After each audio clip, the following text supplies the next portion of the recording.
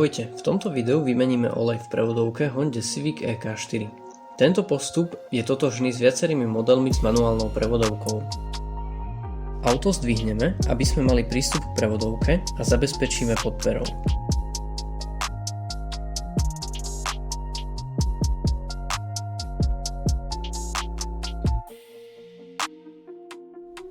Najprv povolíme skrutku na naliatie oleja do prevodovky. Skrutka je na 17 mm kľúč.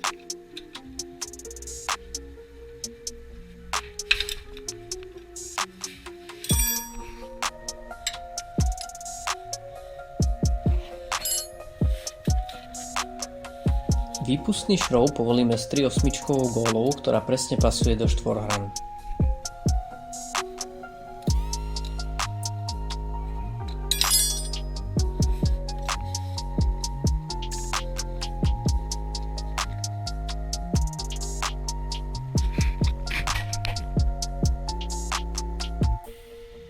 Vyskrutkujeme výpustný šroub a vypustíme olej. Auto spustíme na zem, aby vytiekol všeten olej. Ak treba, vymeníme tesniace podložky.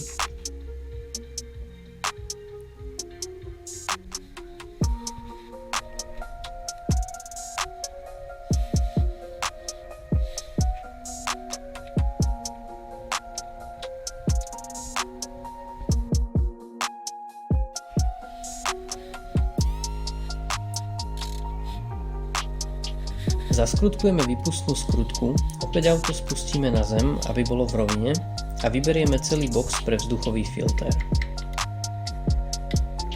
Vzduchový filter drží na 3 skrutkách a hadici, ktorá ide do sania.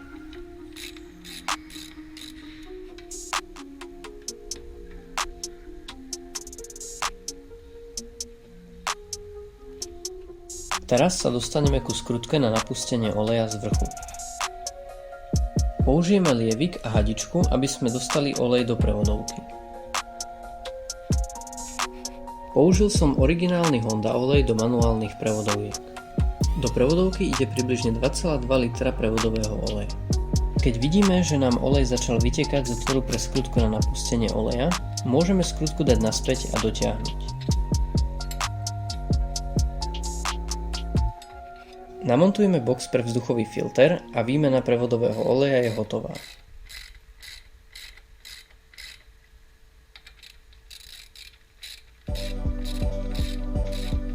Dúfam, že vám video pomohlo, ďakujem za pozretie a vidíme sa pri ďalšom.